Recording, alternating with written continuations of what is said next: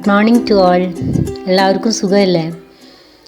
ഇന്ന് ഞാൻ നിങ്ങളുടെ മുന്നിൽ വന്നിരിക്കുന്നത് +2-ൻ്റെ 3-ാമത്തെ ചാപ്റ്ററായ social institution continuity and change, അതായത് സാമൂഹിക സ്ഥാപനങ്ങൾ തുടർച്ചയും മാറ്റവും എന്ന പാഠത്തെക്കുറിച്ച് എക്സ്പ്ലെയിൻ ചെയ്യുന്നതിന് വേണ്ടിയിട്ടാണ്. അതായത് ഈ ചാപ്റ്ററിൻ്റെ ഫസ്റ്റ് ഒരു 1-2 ടോപ്പിക് മാത്രമേ ഞാനിവിടെ എക്സ്പ്ലെയിൻ ചെയ്യുന്നുള്ളൂ. അതിനുശേഷം അടുത്ത വീഡിയോസിൽ ഞാൻ നിങ്ങൾക്ക് ഡീറ്റെയിൽ ആയിട്ട് നെക്സ്റ്റ് പാർട്ട് ചെയ്യും. അപ്പോൾ നമ്മൾ സോഷ്യൽ ഇൻസ്റ്റിറ്റ്യൂഷൻ എന്താണെന്നാണ് ആദ്യം ഈ പാഠത്തിൽ നമ്മൾ മനസ്സിലാക്കേണ്ടത്. കഴിഞ്ഞ 2 പാഠത്തിലും എങ്ങനെയാണെന്ന് വെച്ചാൽ നമ്മൾ പോപ്പുലേഷനെ കുറിച്ച് പഠിച്ചു, individual society, how they are linked, ഇതെല്ലാം പഠിച്ചു. അപ്പോൾ ഈ സോഷ്യൽ ഇൻസ്റ്റിറ്റ്യൂഷനുമായിട്ട് എങ്ങനെയാണ് കഴിഞ്ഞ 2 ചാപ്റ്ററും ലിങ്ക് ചെയ്യുന്നതെന്ന് ചോദിച്ചാൽ, പോപ്പുലേഷനിൽ നമ്മൾ പഠിച്ചു population is A collection of individual അല്ലേ, അതായത് വ്യക്തികളുടെ ഒരു കൂട്ടമാണ്, ഒരു പ്രത്യേക സ്ഥലത്തുള്ള ഒരു കൂട്ടത്തെയാണ് പോപ്പുലേഷൻ എന്ന് പറയാമെന്ന് നമ്മൾ പഠിച്ചു. അപ്പോൾ സത്യത്തിൽ ആ ഒരു കൂട്ടം മാത്രമല്ല, ആ കൂട്ടത്തെ ഒരു സമൂഹമായി നിലനിർത്തുന്നത്, അവരുടെ പരസ്പരമുള്ള റിലേഷൻഷിപ്പ്, ഇതിനെയൊക്കെ റെഗുലേറ്റ് ചെയ്യുന്നത്, നിയന്ത്രിക്കുന്നതിന് ഉള്ള ഒരു സ്ഥാപനമാണ് സോഷ്യൽ ഇൻസ്റ്റിറ്റ്യൂഷൻ എന്ന് പറയുന്നത്. അതായത് വെറുതെ ഒരു കൂട്ടം ആളുകൾ ഉണ്ടായതുകൊണ്ട് സൊസൈറ്റി ആവില്ല. സൊസൈറ്റി ആവണമെങ്കിൽ we must have social relationship among them. അവരുടെ ഇടയിൽ എന്ത് വേണം? സാമൂഹികമായ നല്ലൊരു റിലേഷൻഷിപ്പ് വേണം. ആ റിലേഷൻഷിപ്പ് മെയിൻറ്റെയിൻ ചെയ്യുന്നതും ആ റിലേഷൻഷിപ്പിനെ റെഗുലേറ്റ് ചെയ്യുന്നതിനും നമ്മുടെ സൊസൈറ്റിയിൽ ചില ഇൻസ്റ്റിറ്റ്യൂഷൻസ് ആവശ്യമാണ്. അത്തരം ഇൻസ്റ്റിറ്റ്യൂഷനുകളെയാണ് നമ്മൾ സോഷ്യൽ ഇൻസ്റ്റിറ്റ്യൂഷൻ എന്ന് പറയുന്നത്. അതിൻ്റെ ഡെഫിനിഷനിലൂടെ ഒന്ന് കടന്നു പോവുകയാണെങ്കിൽ, social institutions are mechanisms or patterns of social order focused on meeting social needs such as government, economy, education, family, healthcare and religion. അതായത് സോഷ്യൽ ഓർഡർ നിലനിർത്തുന്നതിന് വേണ്ടി, സാമൂഹിക ക്രമം നിലനിർത്തുന്നതിന് വേണ്ടിയും മനുഷ്യൻ്റെ സാമൂഹികമായ ആവശ്യങ്ങൾ, നമുക്കൊരുപാട് സാമൂഹികമായ ആവശ്യങ്ങളുണ്ട്, ഈ ആവശ്യങ്ങളൊക്കെ നിറവേറ്റുന്നതിന് വേണ്ടിയുള്ള സ്ഥാപനങ്ങളെയാണ് നമ്മൾ സാമൂഹിക സ്ഥാപനങ്ങൾ അഥവാ സോഷ്യൽ ഇൻസ്റ്റിറ്റ്യൂഷൻസ് എന്ന് വിളിക്കുന്നത്. നമുക്കൊരുപാട് ആവശ്യങ്ങളുണ്ട് സൊസൈറ്റിയിൽ ജീവിക്കണമെങ്കിൽ. ഫോർ എക്സാമ്പിൾ, നമുക്ക് ജീവിക്കണമെങ്കിൽ സമ്പത്ത് വേണം, എഡ്യൂക്കേഷൻ വേണം, കുടുംബം വേണം, കുടുംബത്തിലെ ആളുകൾക്ക് അസുഖം വന്നാൽ നമുക്ക് ഹോസ്പിറ്റലിൽ കൊണ്ടുപോകാൻ ഹെൽത്ത് കെയർ ഇൻസ്റ്റിറ്റ്യൂഷൻ വേണം. നമ്മളെല്ലാവരെയും ഒരു സമൂഹത്തിൻ്റെ ഭാഗമായിട്ട് നിലനിർത്തുന്നതിന് റിലീജിയൻ വേണം. ഇതൊക്കെ നമ്മുടെ സാമൂഹികമായ ആവശ്യങ്ങളാണ്. ഈ ആവശ്യങ്ങൾ നിറവേറ്റാനുള്ള ചില സ്ഥാപനങ്ങളെയാണ് നമ്മൾ സാമൂഹിക സ്ഥാപനങ്ങൾ എന്ന് വിളിക്കുന്നത്. ഈ ചാപ്റ്ററിൽ നമ്മൾ പറയാൻ പോകുന്നത് മേജർ സോഷ്യൽ ഇൻസ്റ്റിറ്റ്യൂഷനായ കാസ്റ്റ്, ട്രൈബ് ആൻഡ് ഫാമിലി. ഇതിൽ കാസ്റ്റിനെയാണ് നമ്മൾ ഫസ്റ്റ് എക്സ്പ്ലെയിൻ ചെയ്യാൻ പോകുന്നത്. Caste as a social system, we know that it has been so deeply rooted in the history and culture of Indian society for thousands of years ago. ആയിരക്കണക്കിന് വർഷങ്ങൾക്ക് മുമ്പ് തന്നെ നമ്മുടെ ഇന്ത്യൻ സമൂഹത്തിലും ചരിത്രത്തിൻ്റെയും ഒരു ഭാഗമായി മാറിയ ഒരു സാമൂഹിക സ്ഥാപനമാണ് ജാതി എന്ന് പറയുന്നത്. ഇത് വളരെ പണ്ട് കാലത്ത് ഒറിജിൻ ചെയ്തിട്ടുണ്ട്. അതിൻ്റെ എല്ലാ വശങ്ങളോടും കൂടിയും ഇന്നില്ലെങ്കിലും ഇന്നത്തെ ആളുകൾക്കും ജാതി എന്താണെന്നും അതെങ്ങനെ നമ്മൾ ഇൻഫ്ലുവൻസ് ചെയ്യുന്നുണ്ട് എന്നും വളരെയധികം അറിയാവുന്നതാണ്. അപ്പോൾ അതിൻ്റെ ഒരു ട്രൂ സെൻസിൽ പണ്ട് എങ്ങനെയായിരുന്നു ജാതി, അതിൻ്റെ സവിശേഷതകൾ എന്തെല്ലാമാണ്, അതെങ്ങനെ ഓരോ ഹ്യൂമണിനെയും ഇൻഫ്ലുവൻസ് ചെയ്യുന്നു, ഇത്രയും കാര്യങ്ങളൊക്കെ ഇനി നമുക്ക് നോക്കാം.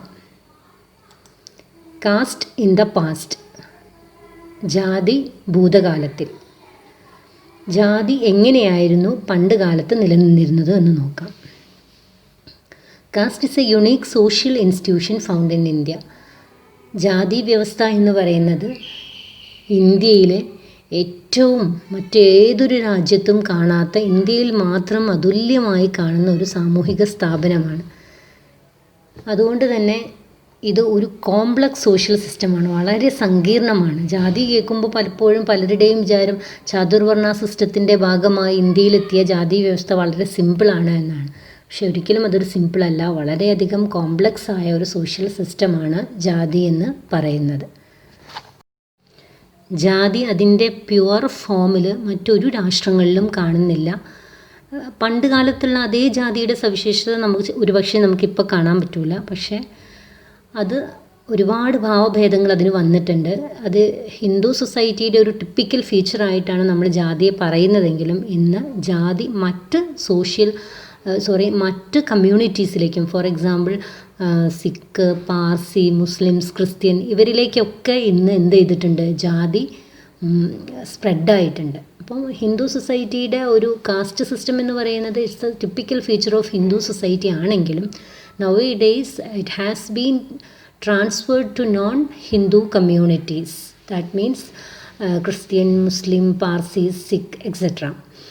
അപ്പോൾ ഈ ഒരു എക്സ്ചേഞ്ച് നമുക്ക് ഇന്ത്യൻ സൊസൈറ്റിയിൽ തന്നെ കാണാവുന്നതാണ്. ഇനി നമുക്ക് കാസ്റ്റിൻ്റെ ആ ഒരു എറ്റിമോളജി നോക്കാം. You know that etymology is the science of words. അപ്പോൾ how caste as a term is derived from, caste എങ്ങനെയാണ് അതിൻ്റെ ഒരു ഉൽപ്പത്തി, ആ വാക്ക് എവിടെ നിന്ന് വന്നു എന്നാണ് നമ്മൾ ഈ നോക്കുന്നത്. Etymology of cast.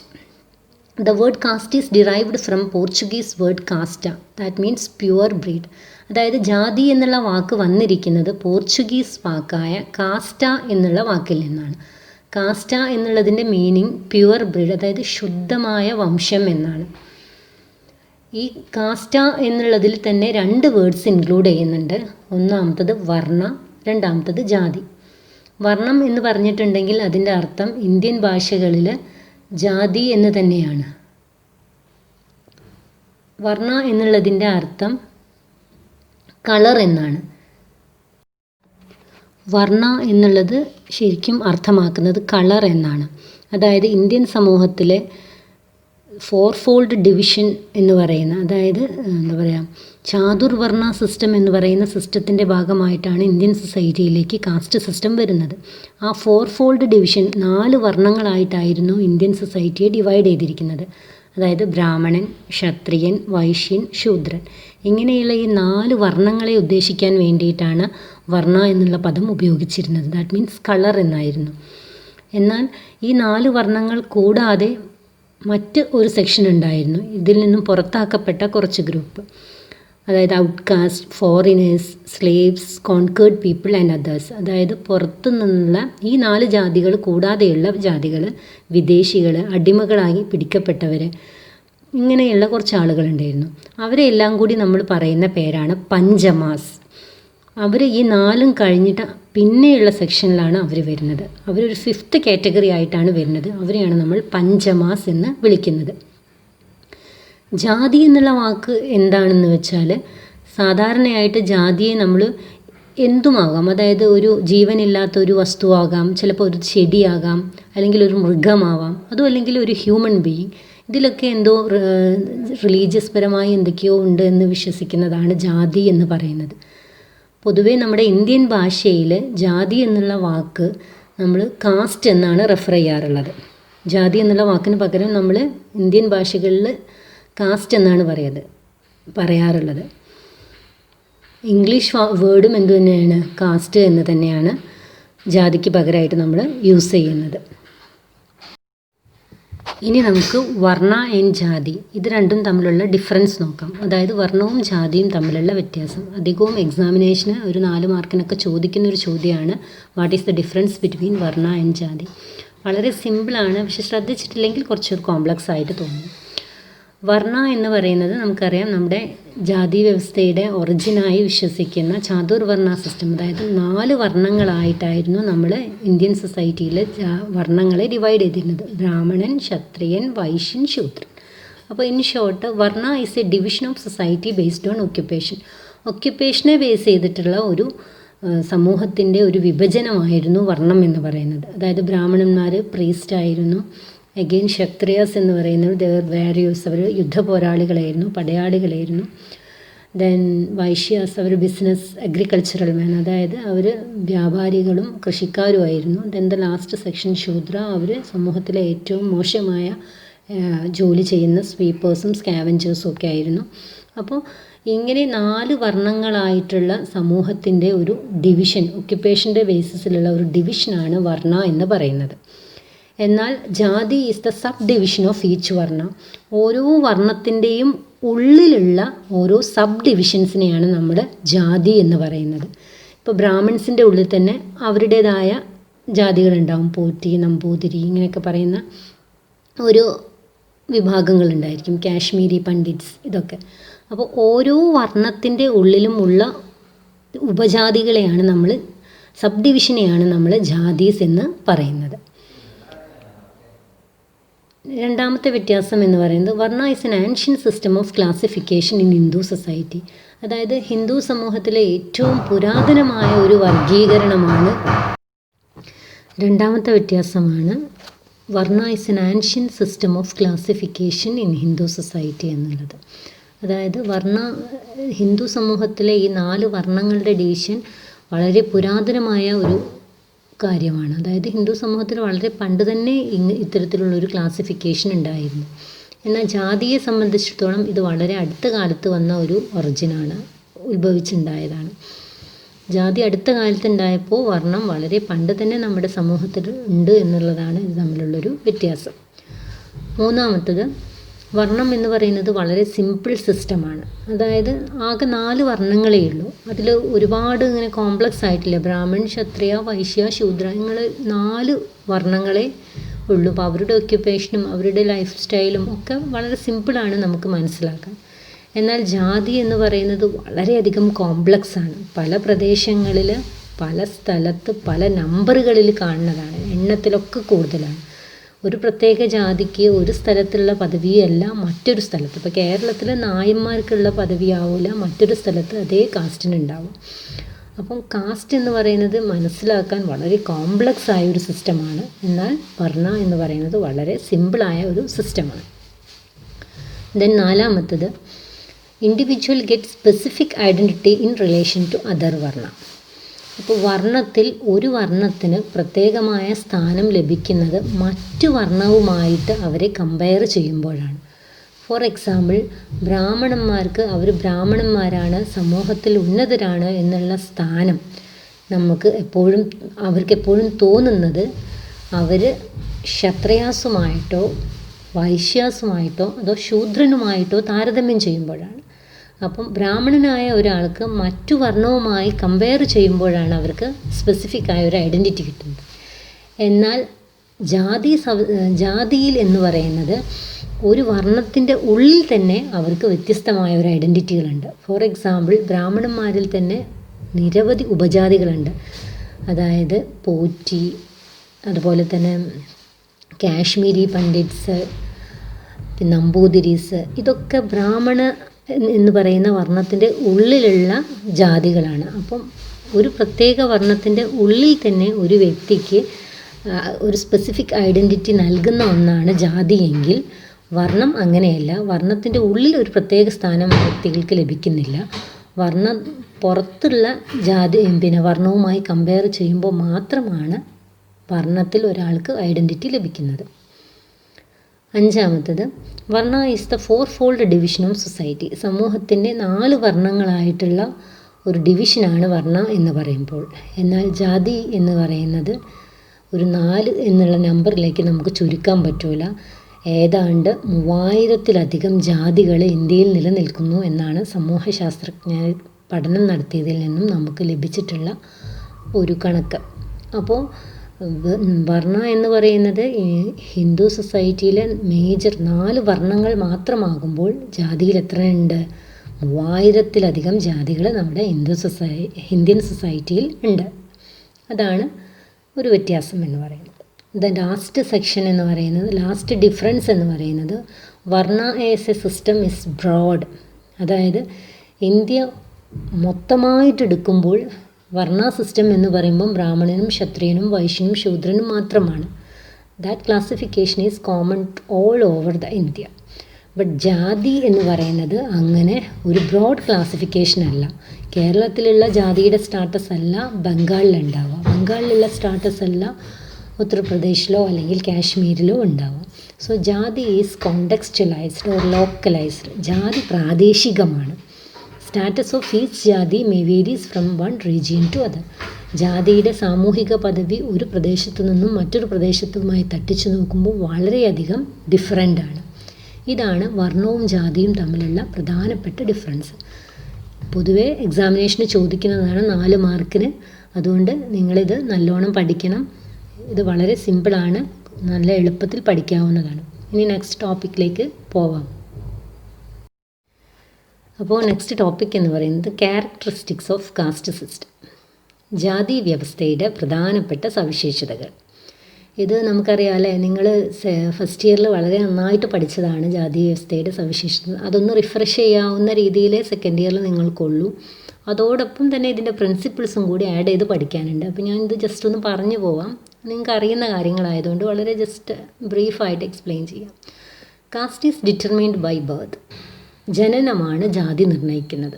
ഒരിക്കൽ ഒരു പ്രത്യേക ജാതിയിൽ ഒരാൾ ജനിച്ചു പോയാൽ he cannot change his caste in his entire life. അതാണ് ജാതിയുടെ ഒരു പ്രത്യേകത എന്ന് പറയുന്നത്.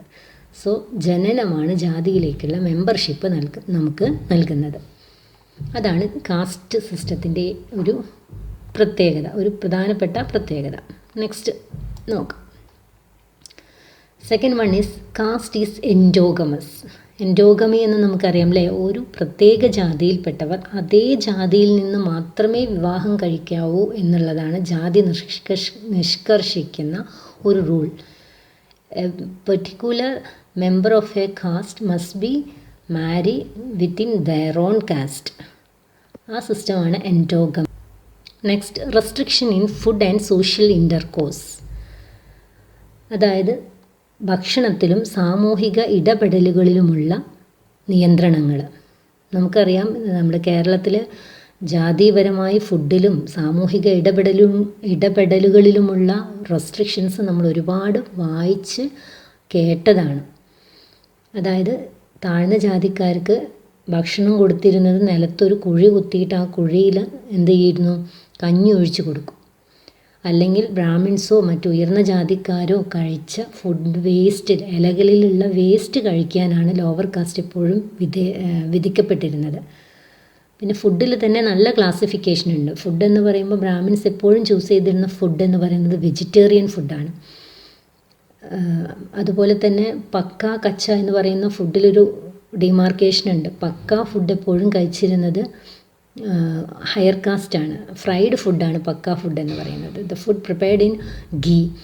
കച്ച food means the food prepared in water.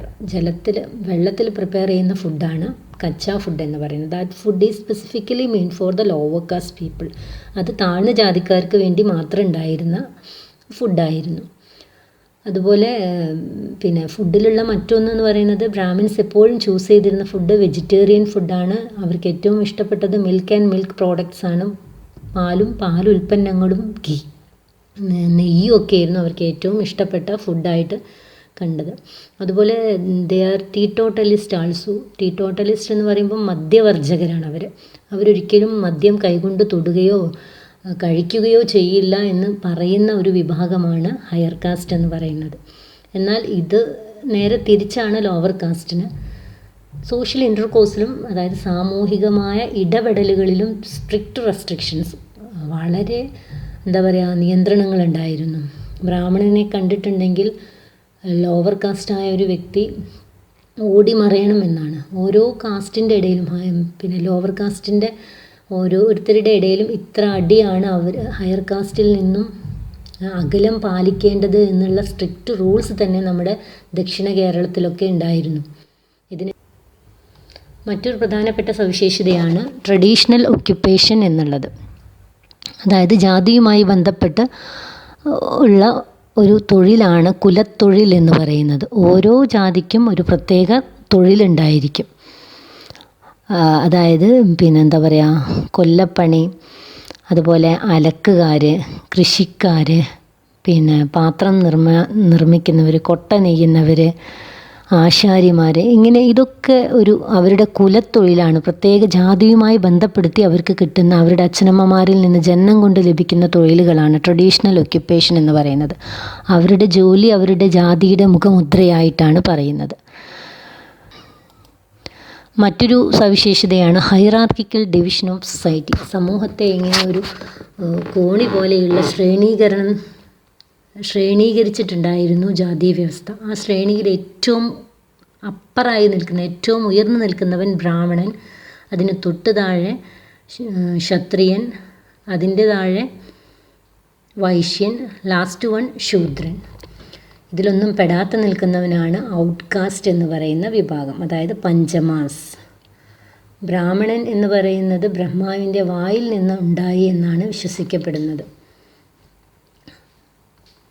ക്ഷത്രിയൻ യുദ്ധത്തിന് വേണ്ടിയിട്ടും, വൈശ്യൻ കൃഷി ആവശ്യങ്ങൾക്ക് വേണ്ടിയിട്ടും അല്ലെങ്കിൽ വ്യാപാരത്തിന് വേണ്ടി, ശൂദ്രൻ ഈ മുകളിലുള്ള 3 കാസ്റ്റുകളുടെയും സേവിക്കുന്നതിന് വേണ്ടി, അവരുടെ മാലിന്യങ്ങളും അവർ വലിച്ചെറിയുന്ന സാധനങ്ങളും എല്ലാം ക്ലീൻ ആക്കുന്നതിന് വേണ്ടിയുള്ളവരാണ് ശൂദ്രാസ് എന്ന് പറയുന്നത്. ഇതിലൊന്നും പെടാതെ നിൽക്കുന്നവരാണ് ഔട്ട്കാസ്റ്റ്, സ്ലേവ്സ്, അതുപോലെ തന്നെ അടിമകൾ, ഇങ്ങനെ പിന്നെ പിടിച്ചടക്കിയ ജനങ്ങൾ, ഇവരൊക്കെ. ഇതാണ് ഹൈറാർക്കിക്കൽ ഡിവിഷൻ എന്ന് പറയുന്നത്. ഹൈറാർക്കി എന്ന് പറയാനുള്ള കാരണം ഓരോ വിഭാഗങ്ങൾക്കും ഉയർച്ചയും താഴ്ചയുമുള്ള ഒരു ശ്രേണീകരണമുണ്ട്. ബ്രാഹ്മണൻ ഏറ്റവും മുകളിൽ പ്യുവർ കാസ്റ്റാണ്, അവർ തൊട്ടുകൂടാൻ പറ്റാത്തവരാണ്, സമൂഹത്തിൽ എല്ലാ പ്രിവിലേജും എൻജോയ് ചെയ്തവരാണ്. അവർ പ്രീസ്റ്റാണ്. പ്രീസ്റ്റ് എന്ന് പറഞ്ഞാൽ പുരോഹിതരാണ്, മന്ത്രതന്ത്രങ്ങളെല്ലാം ചെയ്യുന്നവരാണ് അവർ സമൂഹത്തിലെ വരേണ്യവർഗം എന്ന് തന്നെ പറയാം. ക്ഷത്രിയന്മാരെന്ന് പറയുന്നത് യുദ്ധത്തിന് വേണ്ടി മാത്രം നിയോഗിക്കപ്പെട്ട ഒരു വർഗം. അവർക്ക് ആത്മധൈര്യം ഉണ്ടായിരുന്നു. അവരുടെ കളറ് റെഡ് കളറായിരുന്നു. ബ്രാഹ്മിൻസിൻ്റെ കളർ എന്ന് പറയുന്നത് എന്തായിരുന്നു? വൈറ്റ് ആയിരുന്നു. എന്തുകൊണ്ടാണ് ബ്രാഹ്മിൻസ് വൈറ്റ് കളർ എന്ന് പറയുന്നത്? അവർക്ക് മിൽക്ക് പ്രോഡക്ട്സ് ആയിരുന്നു ഏറ്റവും കൂടുതൽ ഇഷ്ടം. അതുകൊണ്ട് അവരെ വൈറ്റിൽ റെപ്രസെൻ്റ് ചെയ്യുന്നു എന്നൊക്കെ വിശ്വസിക്കപ്പെടുന്നു.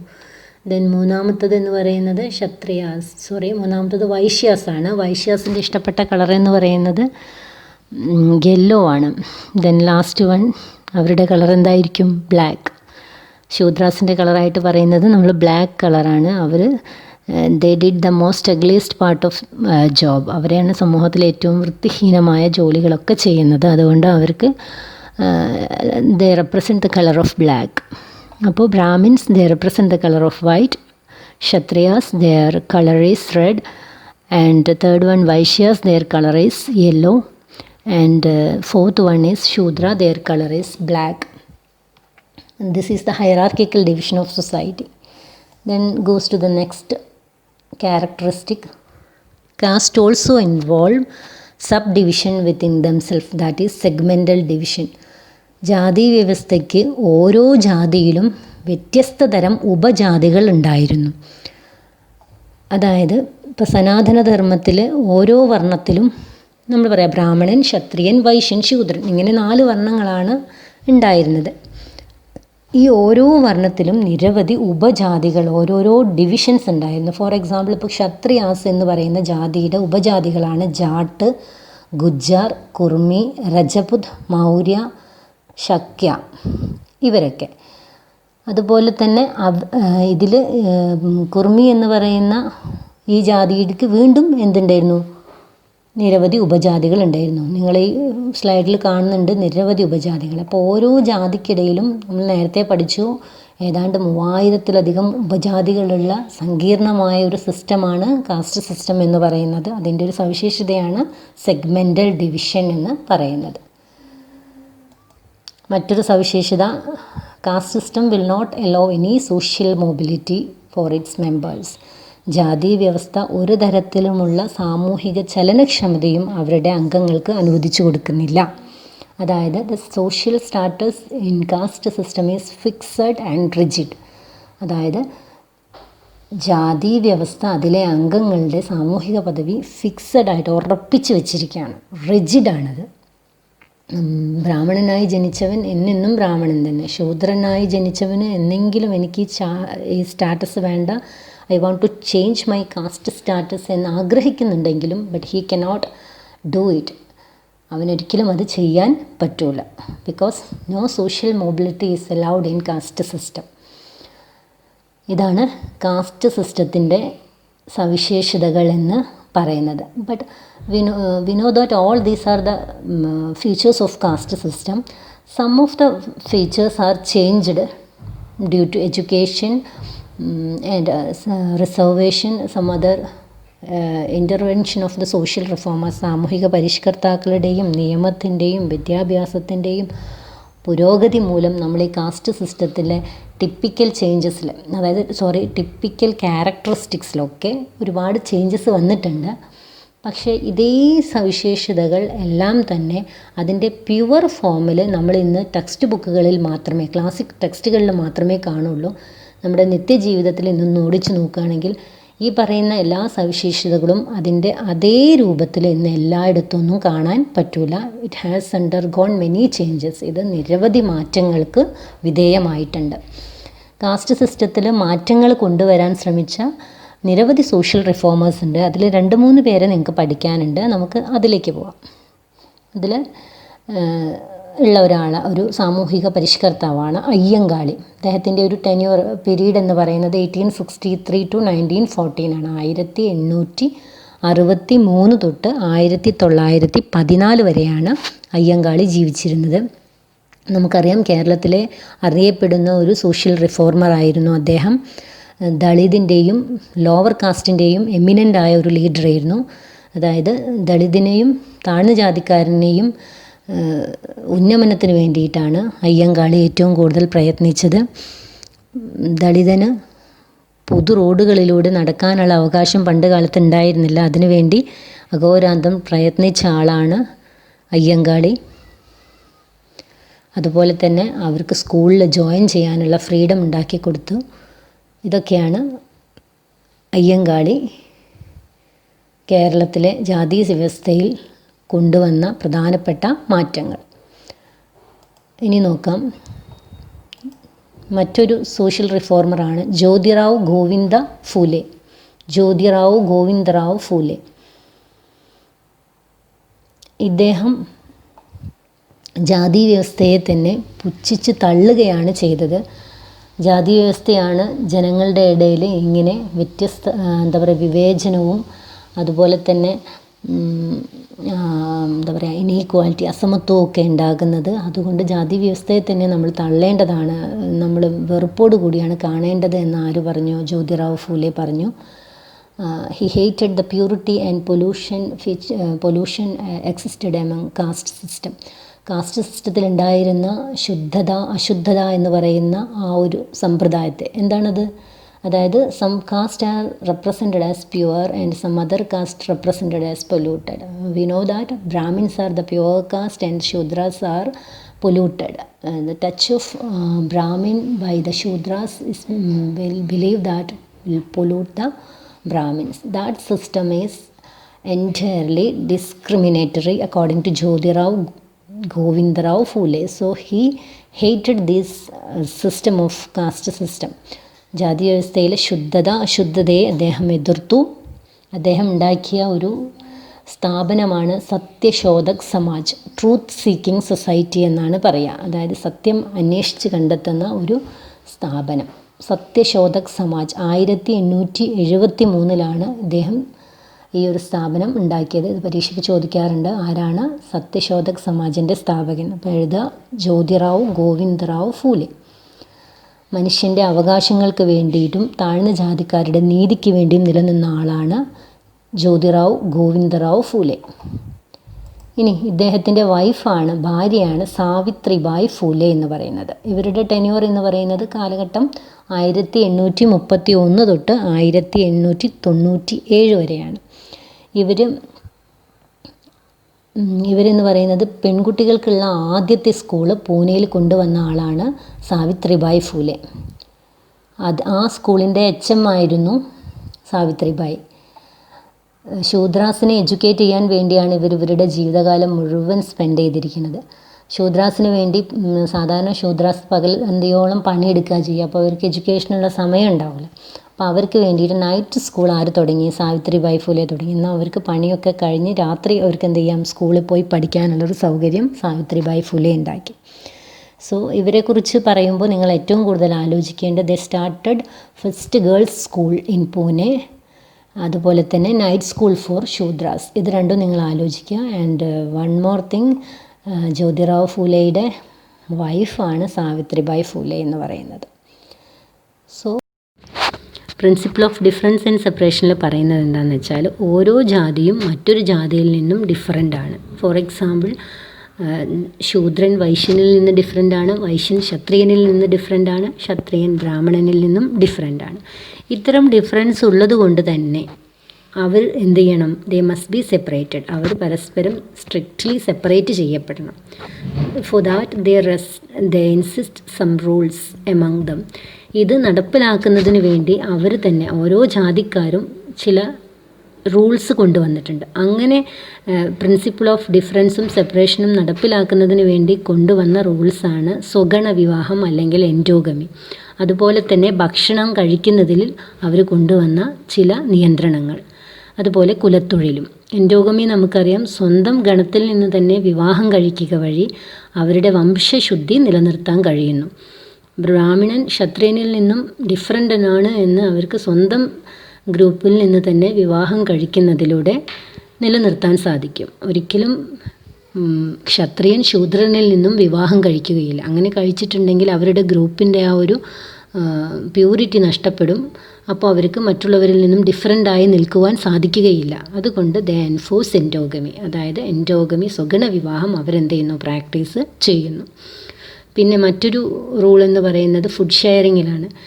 ഒരിക്കലും ഈ 4 വർണ്ണങ്ങളും കൂടി ഒരുമിച്ചിരുന്ന ഒരു ഇൻ്റർ ഡൈനിങ് ഒരിക്കലും ചെയ്യുന്നില്ല, എലൗ ചെയ്യുന്നില്ല. ബ്രാഹ്മണന്മാരെല്ലാവരും ഇരുന്ന് ഭക്ഷണം കഴിക്കുന്നു, ക്ഷത്രിയരെല്ലാവരും ഇരുന്ന് ഭക്ഷണം കഴിക്കുന്നു. അങ്ങനെയാണ് വരുന്നത്. ഒരിക്കലും ശൂദ്രനെ അവർ ഭക്ഷണം കഴിക്കുന്ന ആ ഒരു ടേബിളിലേക്ക് കൊണ്ടുവരുന്ന പോലുമില്ല. പന്തി ഭോജനം പാടില്ല എന്നായിരുന്നു പണ്ടത്തെ ഒരു നിയമം. That means inter dining is not permitted. അതുപോലെ ഒക്യുപ്പേഷണൽ റെസ്ട്രിക്ഷൻ ഉണ്ടായിരുന്നു. ഓരോ ജാതിയും മറ്റൊരു ജാതിയിൽ നിന്നും വ്യത്യസ്തമാണ് എന്ന് കാണിക്കുന്നതിന് വേണ്ടിയാണ് കുലത്തൊഴിൽ എന്ന് പറയുന്ന ഒരു സമ്പ്രദായം ജാതി വ്യവസ്ഥ കൊണ്ടുവന്നത്. ഈ കുലത്തൊഴിൽ പ്രാക്ടീസ് ചെയ്യുക വഴി ഇവരെന്ത് ചെയ്യുന്നു? ഓരോ ജാതിയും മറ്റൊരു ജാതിയിൽ നിന്നും ഡിഫറൻ്റാണ്, സെപ്പറേറ്റഡ് ആണ് എന്ന് സ്ട്രിക്റ്റായിട്ട് അവർ മെയിൻറ്റെയിൻ ചെയ്തു. ഇതാണ് ഫസ്റ്റിലെ principle. That means principle of difference and separation. Second principle എന്ന് പറയുന്നത് principles of holism and hierarchy.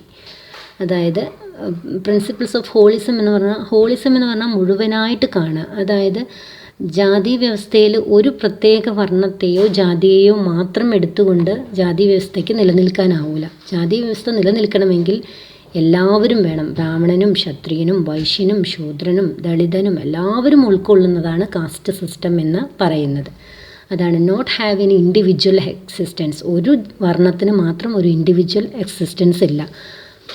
അതിനൊന്ന് എക്സ്പ്ലെയിൻ ചെയ്ത് പറയുകയാണെന്ന് വെച്ചാൽ, ബ്രാഹ്മണന് ജീവിക്കണമെങ്കിൽ ശൂദ്രൻ്റെ സഹായം ആവശ്യമാണ്. ബ്രാഹ്മണൻ അറിയുന്ന കാര്യം എന്താണ്? മന്ത്രകാര്യങ്ങളും വേദകാര്യങ്ങളും ഒക്കെയാണ്. അത് മാത്രം വെച്ചൊരിക്കലും ജീവിക്കാൻ കഴിയില്ല. അപ്പോൾ ബ്രാഹ്മണന് ജീവിക്കണമെങ്കിൽ സേവനം ചെയ്യുന്ന വൈശ്യന്മാർ വേണം, യുദ്ധം ചെയ്യാൻ ക്ഷത്രിയന്മാർ വേണം, അതുപോലെ മറ്റ് കർമ്മങ്ങൾ സമൂഹത്തിലെ ഏറ്റവും മോസ്റ്റ് ഡീഗ്രേഡഡ് ജോലി ചെയ്യുന്ന ശൂദ്രാസും വേണം. അപ്പോൾ ഓരോ ഗ്രൂപ്പിനും നിലനിൽക്കണമെങ്കിൽ the entire group must be persist. എല്ലാവരും ഒരുമിച്ച് നിൽക്കുമ്പോഴാണ് ആ ഹോളിസം, നമ്മളെല്ലാവരും ഒന്ന് എന്നുള്ള ആ ഒരു കൺസെപ്റ്റ് യാഥാർത്ഥ്യമാകുന്നത്. അതാണ് പ്രിൻസിപ്പിൾ ഓഫ് ഹോളിസം എന്നുള്ളത് കൊണ്ട് ഉദ്ദേശിക്കുന്നത്. ഒരു വ്യക്തിക്കും ഒരു ജാതിക്കും ഒരു പ്രത്യേക നിലനിൽപ്പില്ല. ഒരാൾ നിലനിൽക്കുന്നത് മറ്റൊരാളെ ആശ്രയിച്ചു കൊണ്ടാണ്. അങ്ങനെയാണ് ജാതി വ്യവസ്ഥ എന്ന് പറയുന്ന ആ ഒരു ലാർജർ ഹോൾ, മൊത്തമായ ഒന്ന് ഉണ്ടാകുന്നത്. അതാണ് പ്രിൻസിപ്പിൾസ് ഓഫ് ഹോളിസം. ഹൈറാർക്കി എന്ന് പറഞ്ഞാൽ നിങ്ങൾക്കറിയുന്ന കാര്യം തന്നെയാണ്. ഓരോ ജാതിയിലും ജാതി വ്യവസ്ഥയിൽ ഒരു ഹൈറാർക്കി ആയിട്ടാണുള്ളത്. ഓരോ ജാതിക്കും ഒരു പ്രത്യേക പൊസിഷൻ ഉണ്ട്. ഒരാൾ സുപ്പീരിയറാണ്, മറ്റൊരാൾ ഇൻഫീരിയറാണ്. സുപ്പീരിയറാണ് ബ്രാഹ്മൺ, ക്ഷത്രിയൻ ബ്രാഹ്മണനുമായി കമ്പയർ ചെയ്യുമ്പോൾ ഇൻഫീരിയറാണ്. ഏറ്റവും ഇൻഫീരിയറാണ് ശൂദ്രാസ്. ഇതൊക്കെ നമുക്കറിയുന്നതാണ്. Then purity and pollution. ബ്രാഹ്മണന്മാർ പ്യുവർ കാസ്റ്റാണ്, ശുദ്ധന്മാരാണ്, ഹയർ കാസ്റ്റാണ്, ടീച്ചേഴ്സാണ്, ഹയർ സോഷ്യൽ പൊസിഷനുള്ളവരാണ്. എന്നാൽ പൊല്യൂട്ടഡ് എന്ന് പറയുന്നത് ശൂദ്രാസാണ്. അവർ സമൂഹത്തിലെ ഏറ്റവും താഴത്തെ തട്ടിലുള്ളവരാണ്, ലോവർ കാസ്റ്റാണ്. അവർ ബ്രാഹ്മണനെ ടച്ച് ചെയ്തിട്ടുണ്ടെങ്കിൽ ബ്രാഹ്മണൻ പൊല്യൂട്ടഡ് ആകുമെന്നാണ് വിശ്വസിക്കുന്നത്. ദെൻ ഇതാണ് ഈ 2 പ്രിൻസിപ്പിൾസ് എന്ന് പറയുന്നത്, അതായത് ഹോളിസം ആൻഡ് ഹൈറാർക്കി. ഇത് പരീക്ഷയ്ക്കൊരു 4 മാർക്കിനൊക്കെ സ്ഥിരമായിട്ട് ചോദിക്കുന്നതാണ്. അപ്പം there are 2 important principles of different and separation and principles of holism and hierarchy. അപ്പോൾ ഇത്രയുമാണ് ഞാനിന്ന് നിങ്ങൾക്ക് വേണ്ടി ഷെയർ ചെയ്യാമെന്ന് വിചാരിക്കുന്നത്. ഏതെങ്കിലും പാർട്ട് മനസ്സിലായിട്ടില്ലെങ്കിൽ നിങ്ങളെനിക്ക് കമൻറ്റ് ചെയ്യുക. ഇതിനെക്കുറിച്ചുള്ള അഭിപ്രായങ്ങൾ നിങ്ങളെനിക്ക് എന്ത് ചെയ്യണം, കമൻറ്റ് ചെയ്തിട്ട് അറിയിക്കണം, സജഷൻസ് അറിയിക്കണം. നെക്സ്റ്റ് വീഡിയോ വരുന്നത് വരെ കാത്തിരിക്കുക. Okay, have a nice day. By.